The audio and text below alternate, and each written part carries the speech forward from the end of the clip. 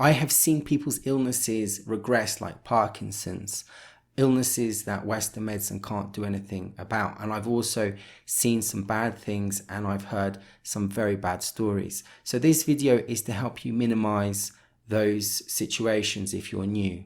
If a shaman is drinking, do not go near him, do not drink with him. If he's drinking before the ceremony, if he's drinking during the ceremony, or if he's drinking afterwards, don't drink with him.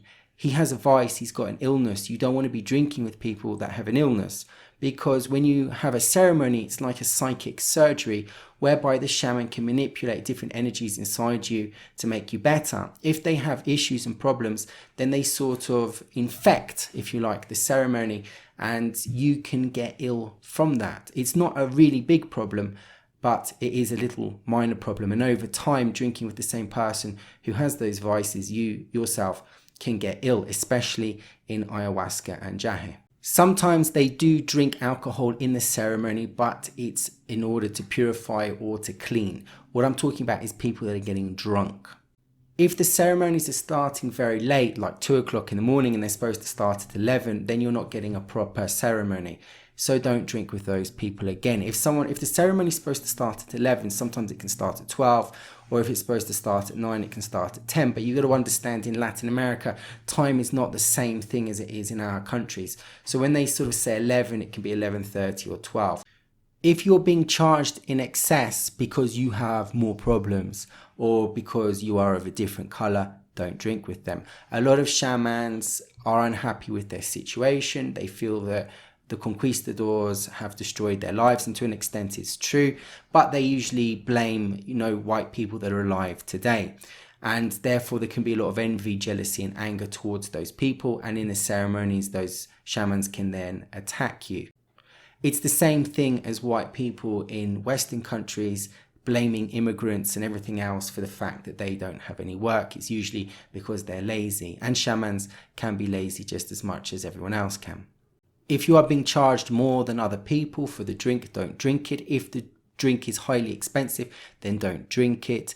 If the shaman says that you need extra help and extra medicines and extra flowers, I don't think that really you do. I think that you should drink with that person for an extended period of time before you start buying extra things afterwards.